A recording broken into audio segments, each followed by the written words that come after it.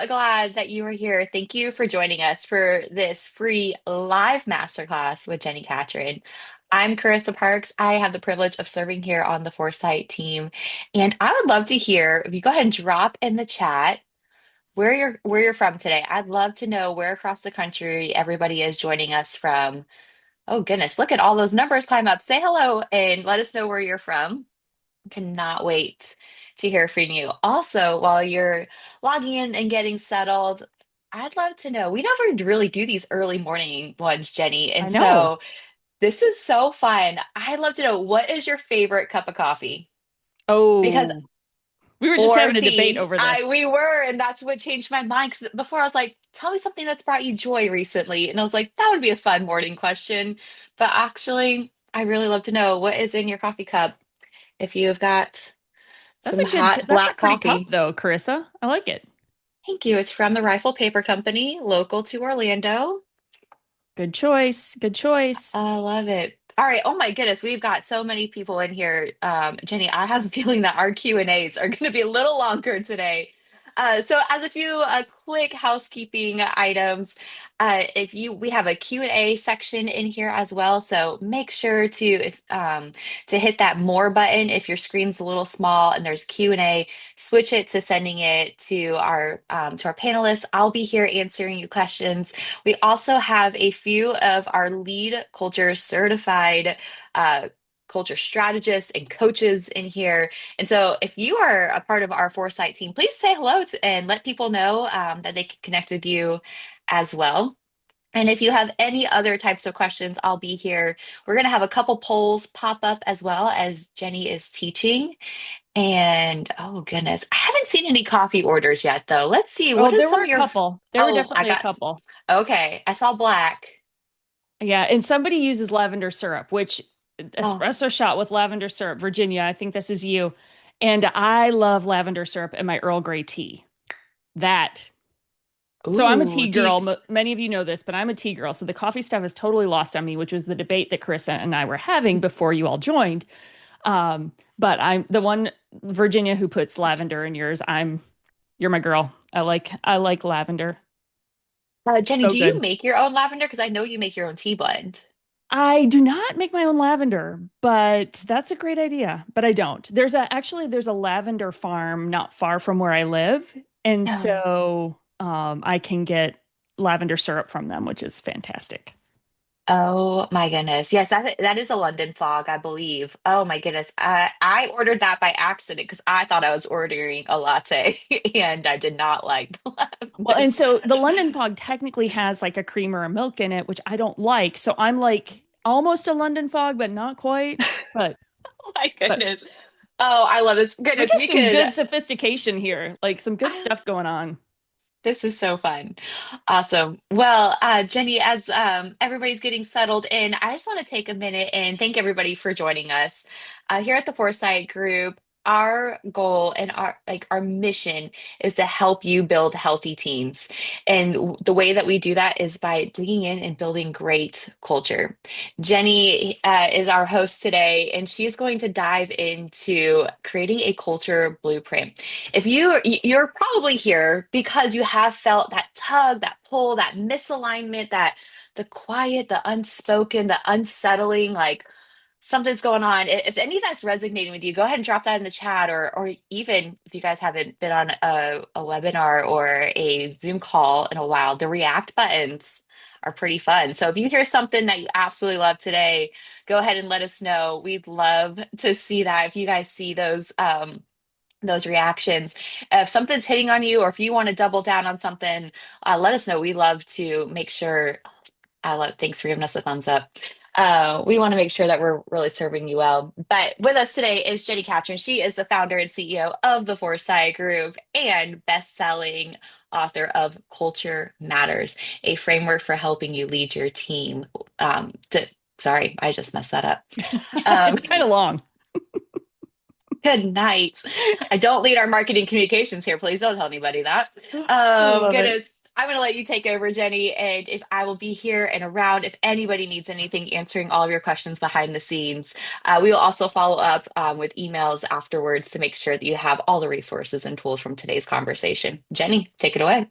So good. Thanks so much, Carissa. It's great to virtually kind of see you all. So I'm so glad you're here and you're taking time for this conversation. Those of you that don't know me, I'm Jenni Catron. I lead the Foresight Group. We are a company committed to helping build thriving, healthy leaders and thriving teams. I got in late last night, so I'm already tongue-tied. This could be an interesting conversation today. But I love helping equip leaders to build thriving teams because what I have seen in my 20 plus years of corporate and nonprofit experience is that when a team is thriving, our ability to achieve the mission is exponentially greater. And you know this, you've sensed it, you've felt it. I'm going to tell you some stories today, and then I'm going to give you that blueprint, a plan to help you create alignment, strengthen your leadership, and build a culture that your team is really proud of.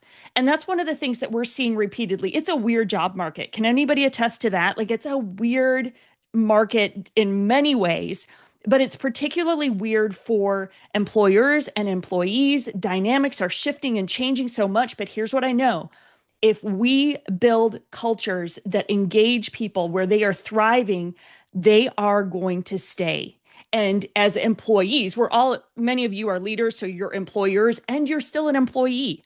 And so we want to be a part of something that brings out the best in us, that utilizes our gifts and our strengths for a mission that matters. We want to be challenged. We want to be engaged at a deep level.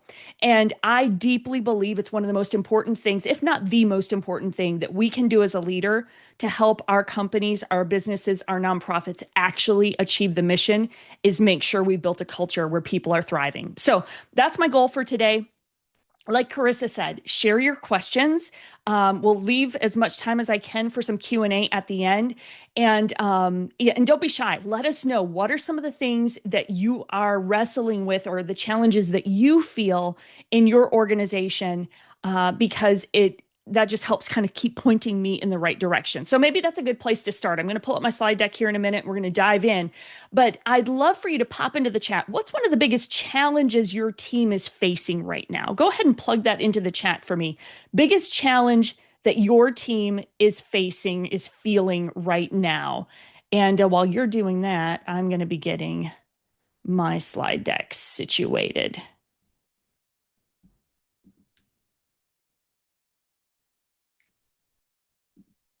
All right. Okay, so we're going to talk about building your culture blueprint, proven plan to create alignment, strengthen leadership, and build a culture that your team is proud of. Now, let me take you back. I want to take you back a little bit, give you a little bit of story and backstory of why this is such a big deal to me. My first job out of college was at a company called EMI Music. Now, EMI at the time was the largest record company in the world. It no longer exists because the record company world went through crazy shakeups back in the day. But EMI was the largest record company, and it was home to iconic artists like the Beatles, Coldplay, and Barney. Right? Like, you can't win them all, but Barney sold a lot of records. I specifically worked at a division in Nashville called Forefront Records. Now, this was a company that I had wanted to work for since I was a little kid. I think I was 13 years old. I was looking at the back of a DC Talk Free at Last CD. If any of you were Christian music connoisseurs of the 90s, you'll remember DC Talk. And there was a company called Forefront Records that helped produce and release their music. And I thought, I want to be a part of that company. And so that was dream job. And I set my sights on it. I went to school in Tennessee. I got an internship at Forefront and then stayed there, spent the next 9 years working at Forefront. And that's young Jenny there on the far left. And it was an amazing experience. In fact, I would say it was probably one of my best work experiences, in that we had a strong mission. Like, we were on a rocket ride of growth. We knew what we were trying to accomplish. It was clear. We knew what the target was. We also had really clear goals. Again, we were a Christian division of a secular company. And so the metrics, the goals, those were all like the expectations were high, but we knew what they were. Like we knew what we were aiming for. It was challenging. I'm a wide-eyed kid right out of college. Like I've never been in a professional work experience before. So I'm being stretched, I'm being challenged. I could tell you stories for days of the mistakes that I made and some of the stupid and embarrassing things that I did just because I was trying to learn and grow and contribute in a big, big way. So it was challenging. I was developing what would become lifelong friendships. I mean, I literally have three of my dearest friends that I am talking to nearly every day. We're going on a trip together this summer. Like some of my best friendships were formed from that era. And probably most importantly, I honestly felt valued. Like I truly felt valued in the organization for the work that I was doing. And I absolutely loved going to work every day. I really did. Like, I really loved going to work every day. And here's the crazy part, you guys. I thought that was how everybody felt about work. I thought that was everyone's work experience. And some of you are chuckling because you're like, Jenni, that was not my first work experience. And that's what I found to be true, right? That is not most people's experience of work. In fact, in Gallup's most recent State of the Workplace report, they found this, that only 31% of US workers are engaged in their work. Guys, only 31%. That's less than 1 in 3 of your staff potentially are engaged in their work. Statistically, only 1 in 3 of your staff are engaged in their work. That is heartbreaking to me because we spend the bulk of our hours, our waking hours at work every day. And if you're at work and not feeling engaged, not feeling that sense of mission and vision and connection and belonging that really should happen inside of a work experience, in my opinion, what a devastating way to spend the best hours of your day. And so this has been my mission is just, I want to fix this, right? Only 31% of US workers are engaged in their work. I know what it looks like when you're thriving and engaging. And that's the thing that I want to help us fix. Now, recently, my friend Steve reached out to me and he said, Jenni, I don't know what's wrong, but we need some help. Now, Steve is a leader that I've had the privilege of working with him and his team for on and off for 10 plus years. Great leader, great team, founding leader of his organization. They recently celebrated a big milestone anniversary. Great leader, great team. But something was off, right? Like something just wasn't quite right. Have you ever had one of those seasons where you're like, gosh, we used to just be gelling and everything felt smooth and aligned, and like all of a sudden it just feels clunky?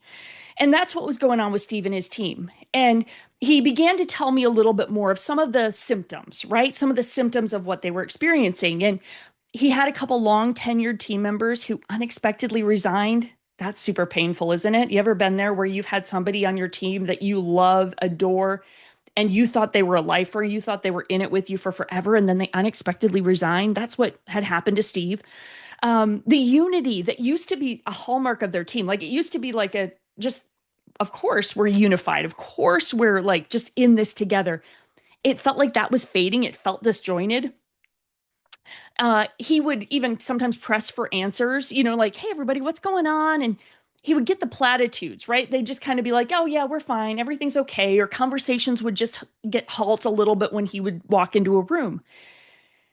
And so he just came to me and said, I don't know what's wrong, but something's off. Now, I bet you've had a season like that too. I certainly have, where as a leader, you desperately want a team that's on mission. You love your team. You want them thriving and engaged and connected and finding significance and meaning and belonging in their work, and yet they just are not. And if we're honest about it, right, you've had these moments of you wake up every morning dreading that hard conversation, right? Like, you need to have a hard conversation with one of your team members, and you just kind of dread it. You kind of avoid it. Or there's that challenging personality that is always pushing for more budget or more resources. And you're like, we just can't. And, so you're constantly trying to navigate this challenging personality. And sometimes you find yourself even avoiding them. Or maybe you have that wonderfully sweet person on your team who's really not competent, right? Like you have those people, they're wonderful, they're sweet, everybody loves them, but everybody dreads working with them because they really aren't that competent. Those are the realities of leadership, right? Those are the things that all of us are dealing with from time to time. And so the challenge in front of us is how do we make work a place where everyone is thriving? Back at the record company, my first 8 years, amazing. I'm thriving. I'm growing. I'm learning. I'm building relationships. I'm growing and developing as a uh, both a coworker and stepping into more leadership. And then one day they pull us into the conference room and they tell us that we're going through a corporate merger. And they merge us with another division in the company. Now, you guys, overnight, my experience of work went from amazing, this highly engaged, deeply committed, go above and beyond employee to having this awful experience where I found myself doing the bare minimum, quiet quitting even before that was even a phrase, right? Like, I would come in barely on time. I would take my full lunch hour and I would leave right on time. And I would get the stuff done that I had to get done, but I was no longer going above and beyond. And I remember thinking, what in the world has happened? Like, this isn't who I am. Like, this is not how I want to show up. Wasn't who I wanted to be. And what was puzzling to me was technically my job had not changed. I had the same title. I had the same roster of artists that I was responsible for. I was doing branding and marketing for a segment of our roster.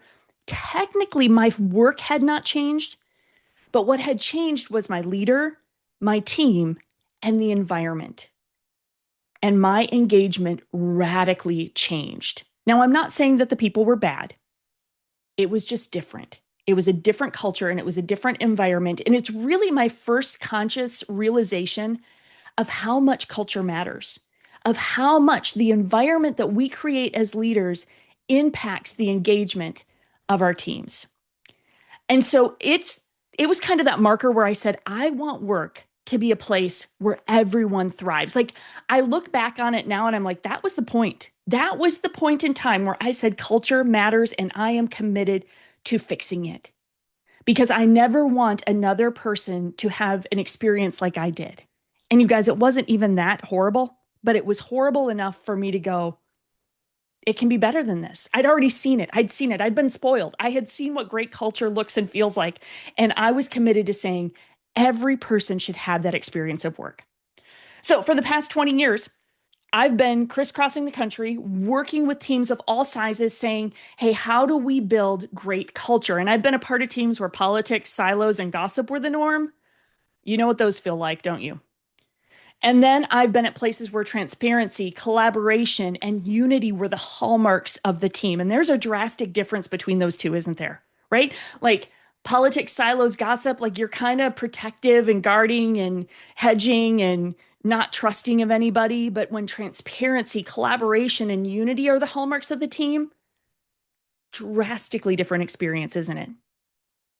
And do you know what is the difference between those? Because that's where I keep getting curious. I'm like, well, why are some cultures like this and some cultures like this? Why is there such a distinct difference between cultures? And sometimes, y'all, sometimes in the same company, sometimes one division will be politics, silos, and gossip, and one department will be transparency, collaboration, and unity. And you're like, how does this happen inside of the same organization? It's culture. It's the environment the leader is creating.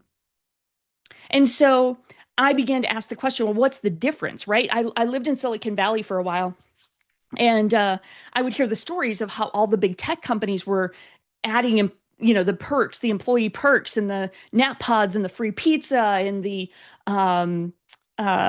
free lunches, and just all of the things. And that sounded great. And I was working at a nonprofit at the time, and I'm like, well, that sounds great, but I don't have the budget to do all the perks and fun stuff that I would see these big companies doing. But then I began to realize that that wasn't the distinction. In fact, people were just moving around for the next greatest, latest, and greatest perk. But the companies that were winning at culture were the ones that just simply didn't leave it to chance. the ones that simply didn't leave it to chance. They were the leaders who recognized that what Matthew Kelly in his book, The Culture Solution, says culture, not strategy, technology, finance, industry knowledge, or marketing, culture is the ultimate competitive advantage of our age. Now, I want you to stop and I want you to just read through that quote one more time. Culture, not strategy, technology, finance, industry knowledge, or marketing. Culture is the ultimate competitive advantage of our age. Friends, this is monumental. And here's what's happening. I know a lot of you are in faith-based organizations or ministries because we reach a lot of people in those spaces. You're here because you're people, right? You're here because you know that people matter, that people are the point. So you're already here with that premise because you wouldn't sign up for a masterclass like this without having some conviction around that. But here's what just stands out to me so significantly is this is a guy who's speaking primarily to business environments, to tech companies and to Fortune 500 companies. And he's saying culture, people, not strategy, technology, finance, industry knowledge, or marketing. People are the point. Culture is the ultimate competitive advantage. And friends, this is good news for us, especially in a season where everything kind of feels in flux and we're trying to figure out what's going on in the market and nothing feels terribly predictable right now.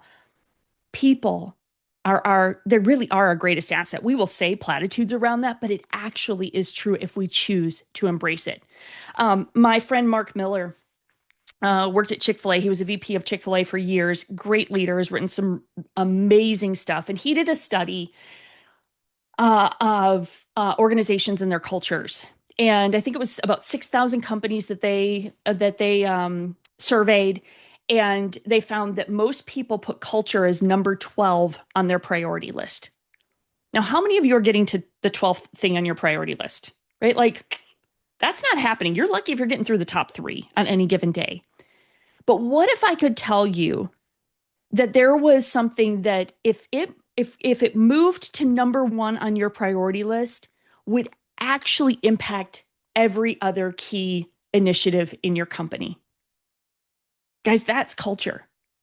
Like culture shouldn't be 12th on the list. It should be number 1 on the list because here's what the statistics tell us. Here's what the data says. It says that companies with strong cultures experience 4 times higher revenue growth than those with weak cultures. Now, those of you in nonprofit or business or ministry spaces, just growth in general is impacted by culture. But those of you in business, this is your ROI. This is like how you tie culture to outcomes. 4 times higher revenue growth than those with weak culture.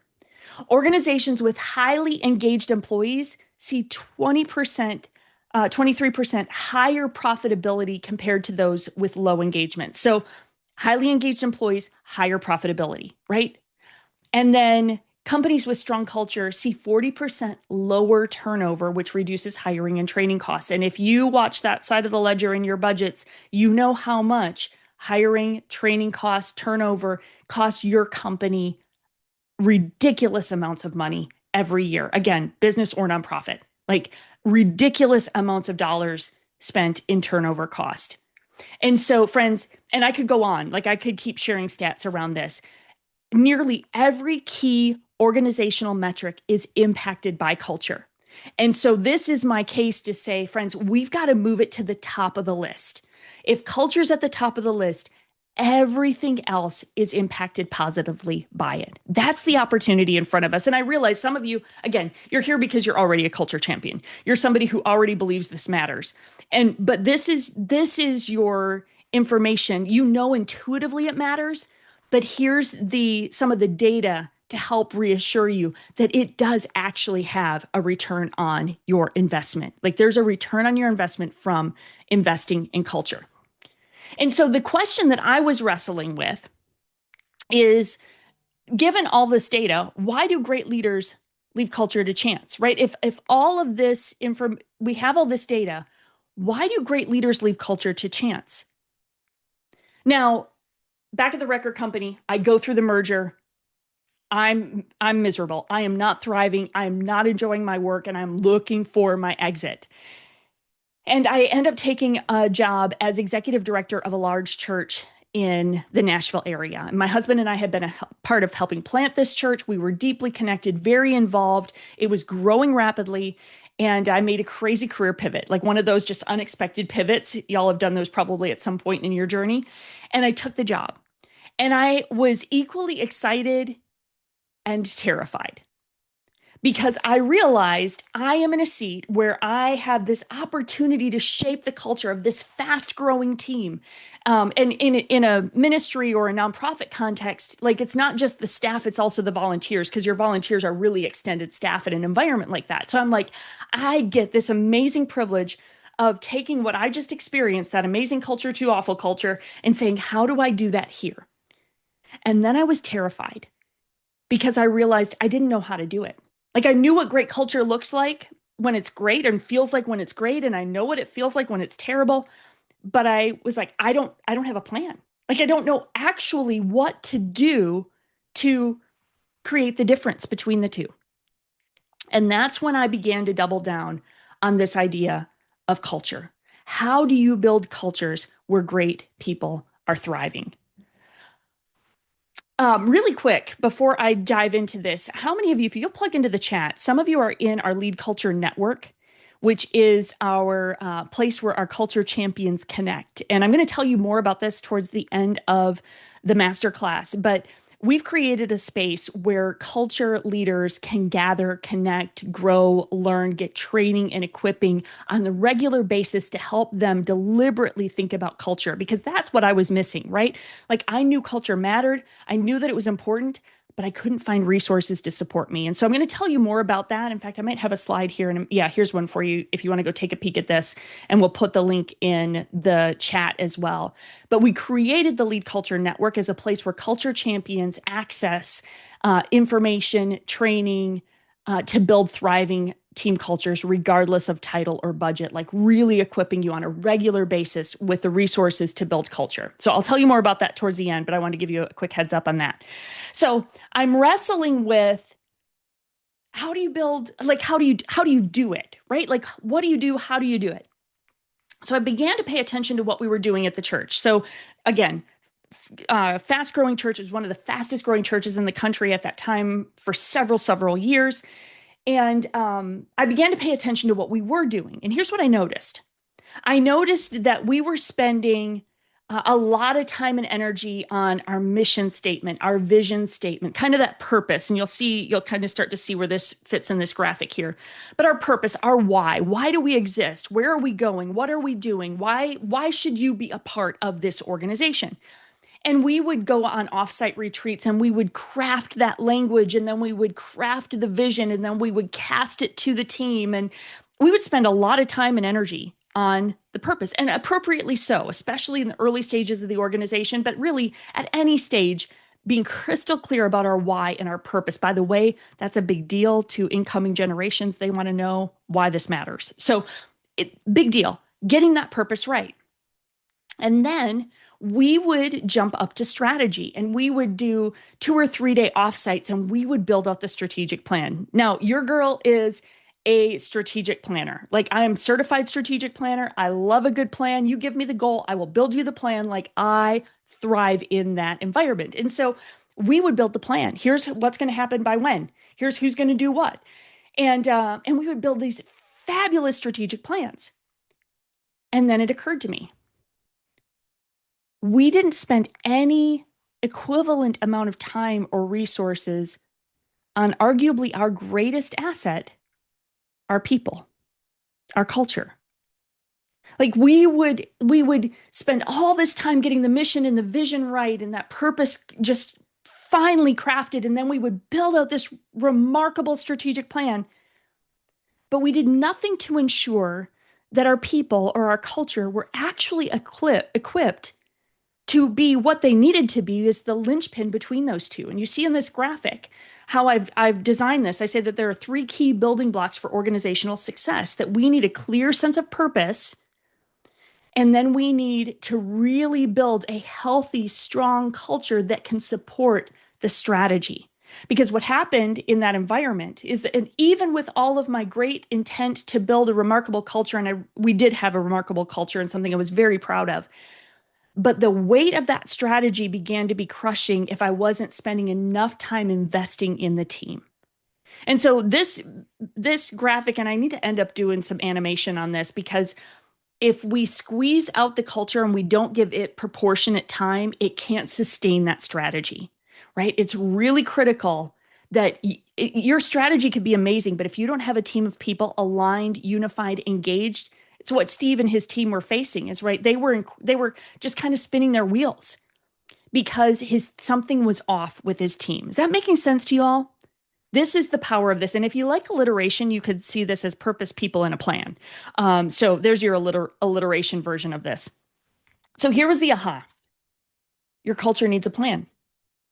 Your culture needs a plan. And this is what I want you to take away from today. It's why we called the masterclass a blueprint, because the aha for me was that culture, like every other key initiative in the business, it actually needs a plan.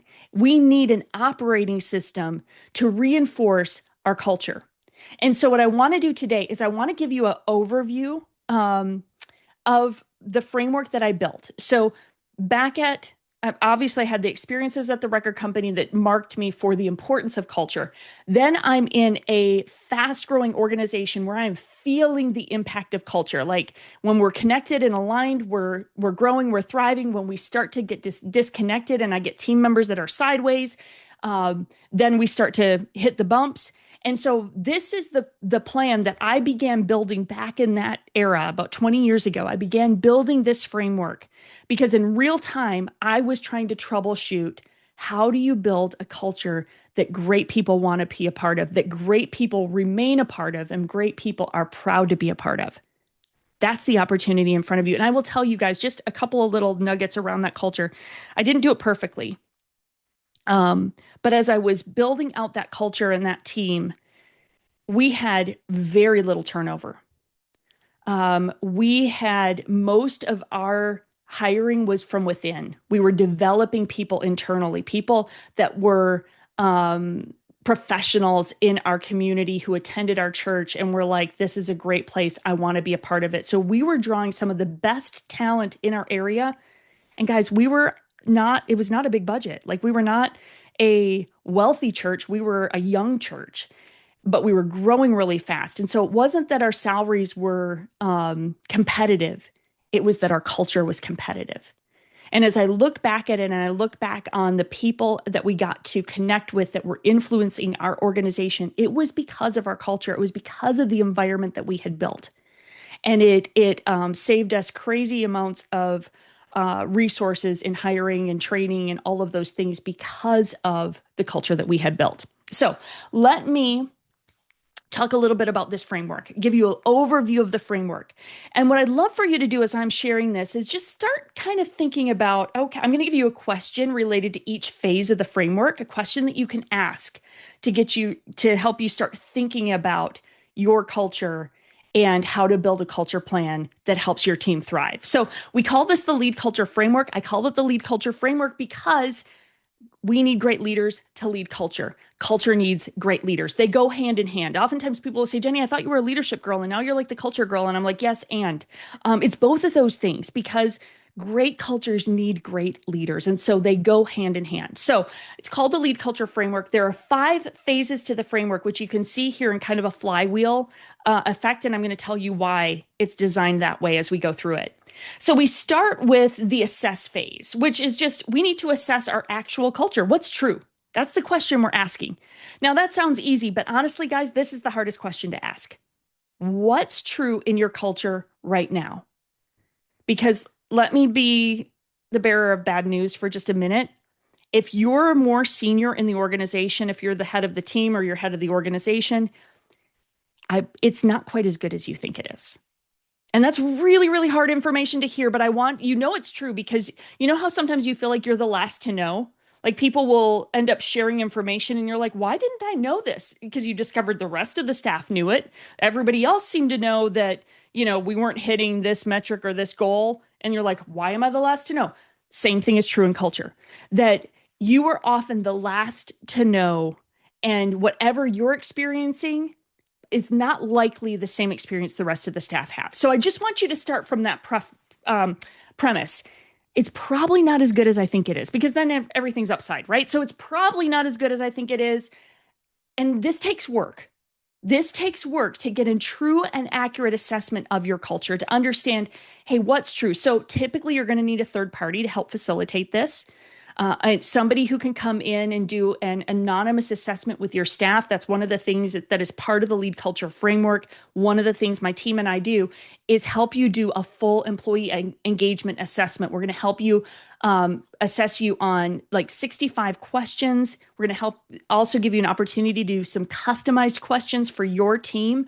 And then we're going to analyze that. We're going to tell you what your employee engagement score is. We're going to tell you what your net promoter score is, of like how likely is your team to encourage other people to want to join your team. Just good data. We have to know, right? I was on a trip a couple weeks ago, and I was meeting with a client, and I'd gotten there a little early, like a couple hours ahead of when I needed to meet with the client. So I went to a Starbucks and I did a couple of meetings and did a little bit of work. And as I was leaving, I got back in my car and I go to my phone and to my Google Maps and I plug in my address of where I need to go to meet the client. And it's spinning. You know how you love that. You're like, and I think, oh, is it maybe Google Maps? So then I pull up another map app and spinning, right? It can't, it's found where I need to go, but the blue dot can't find me. I don't know what was going on. I don't know if I was just in a really bad cell service area or what the situation was, but it couldn't find the blue dot. So it didn't know where I was. So it didn't matter that I had the address and knew where I needed to go. I couldn't get there because it didn't know where I was on the map, right? It just spinning, spinning, spinning, spinning because it couldn't find where I was, what was true about my current location. And so therefore it couldn't map me to the destination. And friends, this is the same thing. This is what's true in your culture as well. You have to get an honest, true assessment of your current culture before you can go any further. Because if you aren't honest about what's true, and this requires a bit of humility, like I'm going to be honest with you, this is the hardest part for leaders is doing this stage because I have never met a leader that didn't want their team to be thriving. So like my friend Steve, who was like, Jenni, I don't know what's wrong, but I need help. Like, I can't figure out what's going on. He needed help assessing what was true in their culture. And so, friends, this is the starting point. The more honest input you get, the more empowered you are to lead your culture. And then we go to phase two in the framework, which is to define your aspirational culture. Like now, so this is where it starts to get fun. What do you hope for? What do you want to be true about your culture? What are the things that when you wake up, this is the stuff that gets you excited? This is how you want your team engaged and thriving. And I love the question, just what do you hope for? Right? What do you hope for when you took that job, when you launched that company, when you started that ministry? What did you hope for? What did you envision when you had a team of people around the room with you? Because there was a season where you had that kind of excitement about working with a team. And then many of us are like, oh my gosh, some days the idea of working with my team is the most exhausting thing. And it's okay if that's what's true, but I want you to get back to what do you hope for? Like, what do you hope for? What do you envision? One of my favorite questions to ask is, what do we look like at our best? Such a helpful question to say, hey, what do we look like at our best? Because that's what we hope for. We want more of that. Inside the framework, we define culture as clarity of who we are and how we work together to achieve our mission. And for sake of time, I won't deep dive into this because I could teach for 20 minutes just on this definition. But when we define our culture, we're clarifying who we are, what is true about who we are, our mission, our vision, our why, our how we work together. What are the values, beliefs, and behaviors that are critical for how we show up? What are the expectations of how we work together? By the way, we'll link to this in the comments and we'll follow up with it. We're doing an extended workshop. When are we doing that? In May, I think. The team will put that in the chat for us. In May, I'm doing an extended workshop and helping you define your values, beliefs, and behaviors that shape how you work together. So we're going to get you more information on that because powerful way to define your culture. So we assess where we are, we define what we hope for, and then now we got to build. Remember how I said your culture needs a plan? Like every other key initiative in your organization, your culture needs a plan. You need to Get specific about what do we need to do. Not cross your fingers and hold your breath and hope everybody be okay because you want them to be okay. See, that's what we do a lot of times when it comes to culture because we have this perception that culture is the warm, fuzzy kumbaya, everybody's happy, everybody's engaged, everybody's doing well.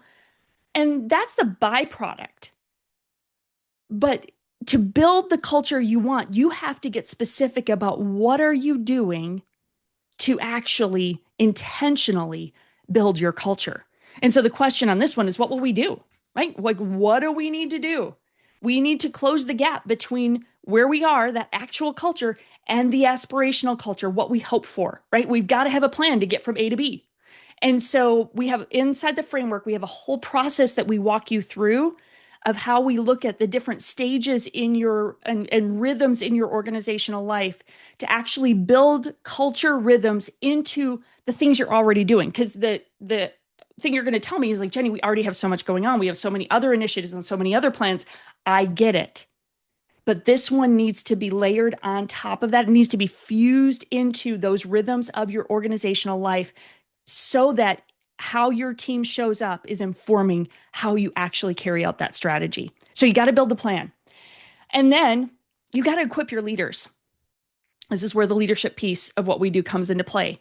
Because every leader at every level needs to understand this is who we are. This is how we work together to achieve the mission. Guys, where culture breaks down is when mid-level leaders aren't aligned. This data shows up in so many bits of research, particularly in Gallup's research. People don't leave jobs, they leave their manager, right?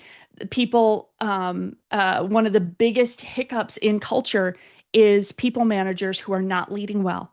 So we've got to make sure we can do all the work, assess where we are, define where we want to be, build a plan. We got to make sure our leaders are reinforcing that at every level of the organization. If you have a dozen employees, then you probably have enough connection and proximity to most of your team that you're able to do this kind of all collectively. If you are more than a couple dozen employees, if you have more than two tiers of leadership in your organization, you have to be intentional in how you're equipping your leaders to embrace the culture with you. All right, I need to keep moving us along. And then finally, the fifth part of the framework is just to commit. This isn't an episodic rah-rah event where you're like, whoo, let's do a big staff development day and get everybody excited about who we are and how we work together, and then we go back to business as usual. No, this is actually a commitment to say culture matters. Like every other key initiative, as much as we put time into purpose and into strategy, we have to commit to ongoing, regular reinforcement of our culture. How do we maintain the momentum? How do we keep people engaged? And this is where it gets fun because then we do it all again. And we assess again. And we've had a number of organizations that we've been able to do this with for multiple years. And so we assess and we do the survey again and we see the impact and we see the improvement and we go, oh, okay, now we need to dial in this. All right. So now we build a plan to dial in a couple of things that still aren't quite right. Then we make sure our leaders are equipped and then we keep doing it. And every year we see the growth. Every year we see the improvement and the momentum just gets stronger, right? You've that flywheel effect of the momentum of a healthy culture begins that we start to feel that inertia. And it's so, so fun and exhilarating. So here's a couple things before I'm going to tell you a little bit more about the network, and then I'm going to open it up for some questions for us. So here's the thing. Your culture is chaotic because everything is accidental. This is why you need a culture plan because a lot of you are saying, Jenni, I get it. We love culture. We do, this event once a year or every once in a while we do this, which are good things. But what I want you to hear is that you're probably doing them episodically, and you're not doing them with intention and purpose that creates rhythms that reinforce the best of who you are. And so without a purposeful plan to build the culture you want, you will drift towards a culture that disengages you. Guys, we don't drift towards great things, right? We have to purposely and intentionally build towards great things. And that's true of culture as well. It's the huge opportunity in front of us. So my challenge to you today is I want you to be the one who chooses to make culture matter. Choose to be the one that builds the system that supports the culture you aspire to and helps you build that growing, thriving, and unstoppable team. This is the opportunity. And guys, it's so rewarding. It's so incredibly fun when you have a team of people aligned and engaged and on mission with you. All of a sudden, everything starts to feel lighter. Not necessarily easier because we're still doing hard work, but we're doing hard work with a group of people who are committed to doing it together. And it's absolutely rewarding. So let me tell you a little bit about the network, and then I'm going to open it up for questions. The network is a place where culture champions access every tool, resource, and training that you need to build a thriving team, regardless of your title or budget. So some of you are saying, we don't have budget for this yet. I don't care. I want you to start now, find a little bit of resource, and start working the process. In the network, every month, I do live trainings that I'm not doing elsewhere. That are recorded and only available inside the network. So I do a live training every month. I pick a topic, I pick an issue, something we're feeling or facing in organizational culture, and you get interactive time with me. I don't do those trainings are more typical Zoom style where you're all on the screen with me. So we can interact and you can ask your questions and you can give input. So they're very interactive. It's very much like getting group coaching with me.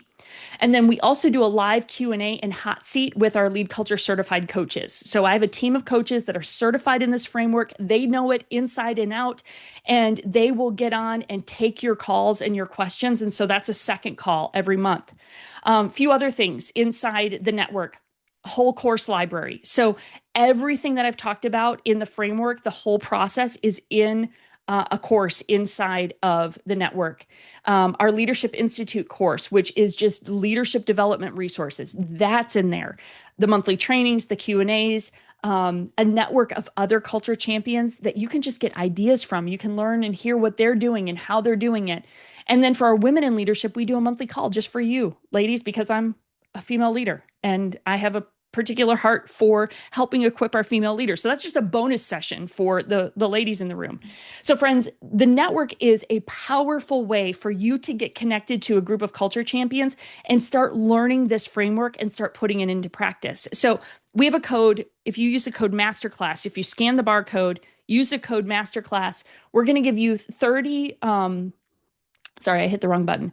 We're going to give you $30 off your monthly subscription or $300 off your yearly subscription. So that's taking you back to the founding member rate that we did last year when we initially launched the network. We gave our founding members a really early reduced rate.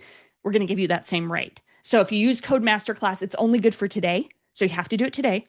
But if you use that code MASTERCLASS, scan the QR code. We'll probably also have the link in the chat, and you can join us for $30 off every month or $300 off your yearly subscription. So amazing way for you to jump in and just start learning the framework and start putting it into action. And all of this, you guys, is based on my book, Culture Matters, which is a USA Today bestseller. And the framework just the book outlines the entire framework and tells you more about Steve's story. So if you're curious about Steve's story and you haven't picked up the book yet, you want to go check that out. All right, I'm going to stop sharing my slides and I would love to hear some questions. So Carissa, maybe if you can jump back on with me and hit anything that you heard or comments that you saw in the chat, and then let's fire away on some questions. Oh my goodness, Jenny, incredible. Thank you so much. I saw a lot of people in the chats actually say, like, oh, my culture can have a plan. And here at the Foresight Group, we actually call this a culture operating system. Like, what if everybody was on the same page and we were able to help people understand exactly what to expect? So I'm going to dig into a couple of the questions. If you put your question in the chat, I'm going to try to make sure we don't miss it. But the best way to make sure that we don't miss your questions is to put it inside that Q&A box. So I'm going to dig into a couple, one of those. And Jenny, I want to start off with how we started this call. You shared your story about being acquired by a much larger company and the culture changing. So this actually comes from an anonymous attendee, and it seems like they're going through something very similar. So what advice do you have for mid-level managers navigating the rah-rah of the senior leaders and the anxious and concerned feelings of direct reports? Yes, gosh. Oh, and so I'm so glad you're asking the question, and I am sorry you're in the middle of this because mergers are just hard, but they're part of life. Like, we're not going to avoid them. I love that you're asking the question of what can I do as a mid-level leader? I love that, love, love, love that question because our tendency is to think we have no influence or agency on culture issues. And we do. Like every one of us impacts culture positively or negatively. Now, leadership has disproportionate influence, and we know that. But what I want to encourage you is that even though you're kind of in that messy middle, you don't have a lot of control over everything that's happening. Here's what I want you to do. I want you to think about that question I asked earlier of like, um, what do we look like at our best? Right? What do we look like at our best? And then choose to keep living into that because my friend, I promise you, you will start standing out when you keep living into the best of your culture, the best of who you are. Now, if it's a merger situation and you're trying to do the dance of new culture, old culture, which parts of the culture matter, even asking your leaders that question, if you're feeling some conflicting dynamics, in one of the frameworks on culture, they talk about competing values. And so, what might be happening is you're feeling those competing values, and one part of the company felt like this, another part of the company feels like this, or this feels more important. Even raising those to your leaders with a curiosity, like curiosity is always your friend, right? Saying, hey, here's what I'm noticing. I'm noticing that I feel this tension between this behavior and this behavior between our two new cultures. Can you give me clarity on what I should be aiming for? Like what do you hope for in this new dynamic in these merged teams? So if you can kind of come with a hey, I'm going to do my best to show up as the best of who we are now. And then raise where you feel those tensions, raise them to your leaders to say, hey, can you give me some clarity? Because I want to help lead positively through this, but here's what I'm feeling at my level. Because again, your leaders probably, like I was, when I was saying earlier on, I said, leaders, the culture it doesn't feel the same. Like what you experience is not what everybody else experiences. So if you can graciously raise those points of awareness to your leaders, it could be really, really helpful to them because they might not even see it. So if you can raise it and say, hey, here's where I'm seeing things at odds or I'm seeing tensions, what would you like me to help live into? That'll go a long way. Hard season, but if you can weather it and lead through it, could be really powerful for the rest of the team. So good. And Jenny, more of that kind of support is found inside the Lead Culture Network, right? And so we have a couple of our network members that are in there. And Jen, who is an active member, she said that she's already seen positive impacts taking place from doing the culture survey, identifying values, and that she's so ready to dive in and get more feedback from there. So, a question for a follow-up on that is now what happens? You do the Lead Culture survey, you get feedback, you start assessing where do you go from here? Okay, say that one more time, Carissa. So I when get you get, distracted and I'm looking at chat. oh no, it's so fun. I'm just so grateful for all the feedback inside of here. But one of the questions that I saw that Jen had said, yes, we love this. This is so helpful. I'm getting so much value out of the Lead Culture Network. And then when they're Oh, getting feedback from their team in a Lead Culture survey, someone else asks, now, like, what happens? Like, if I do this, what do I do hmm. next? They're kind of Right, asking right. like the question after the question. Sure, sure. So yeah, so we do the assessment, get the feedback, get the intel. Um, One of the things that we prescribe both in the network and in the book is I want you to build a culture team. I want you to build a team of people from throughout the organization who are working with you. Because again, here's the thing.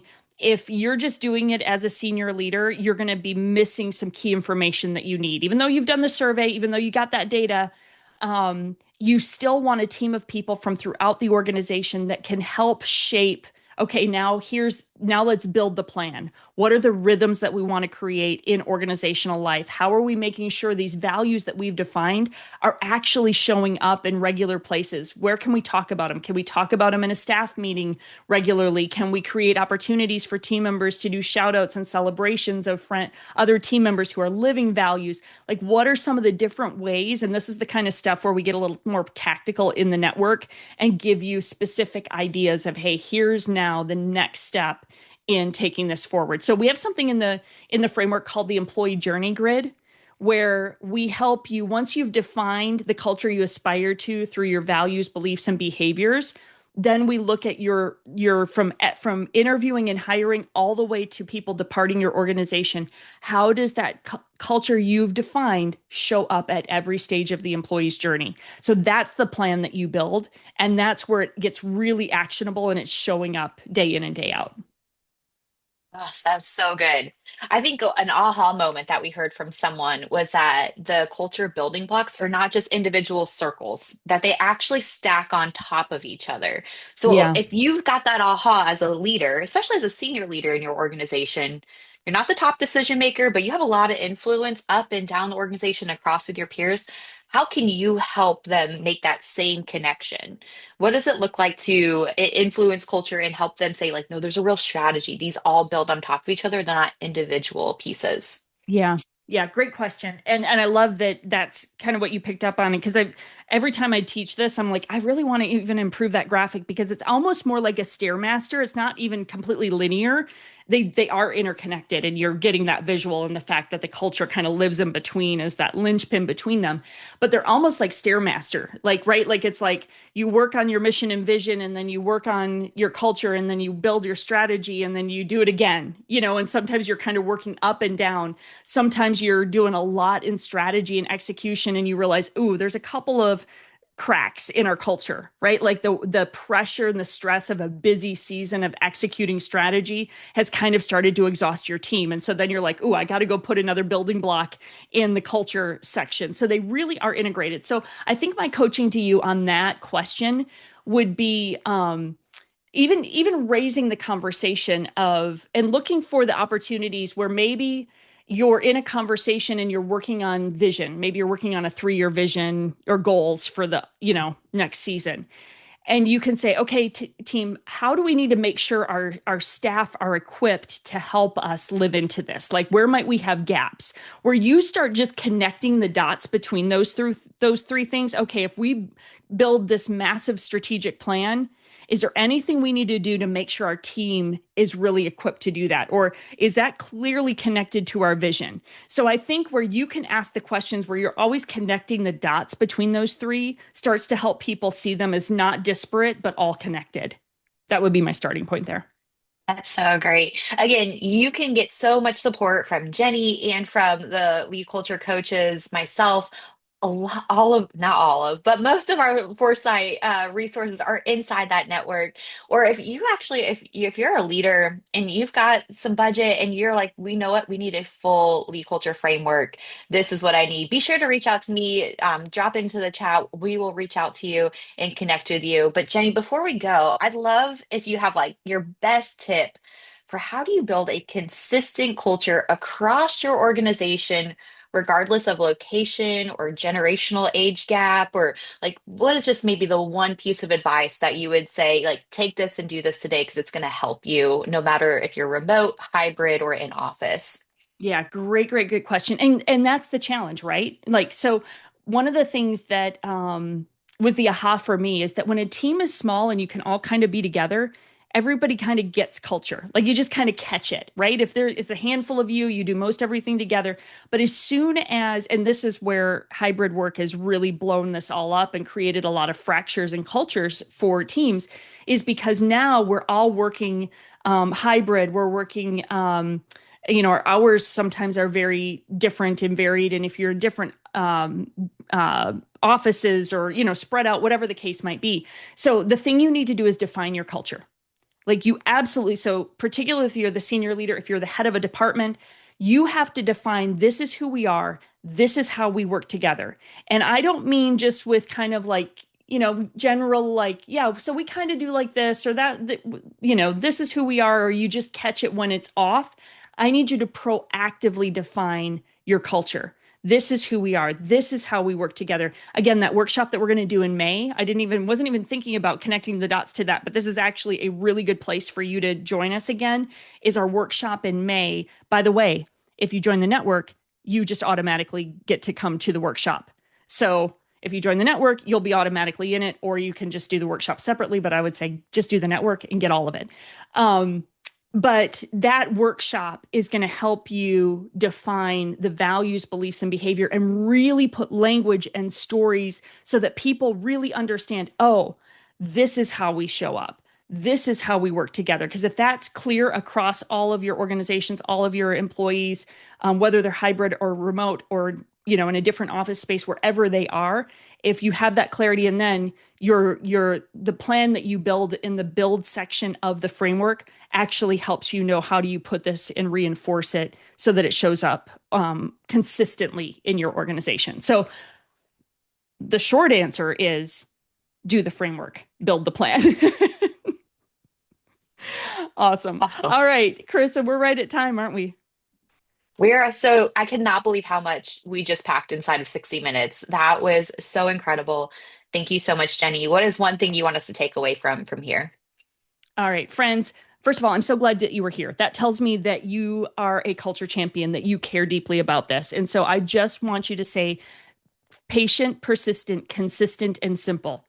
Um, Culture didn't break overnight. It doesn't fix overnight. So we want to be patient and persistent. This is why we build a plan. This is why we don't just do one rah rah event. We build a plan because patiently and persistently, we are going to impact our culture.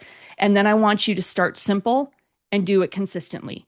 And again, the plan, the network, the framework helps you figure out what can we do simply and consistently to start living into the culture we aspire to. So keep going, showing up, taking the next step, and being the person who chooses to make culture matter in your organization will absolutely pay off. So I'm so glad you joined us today. Thank you for being here and keep leading well, friends.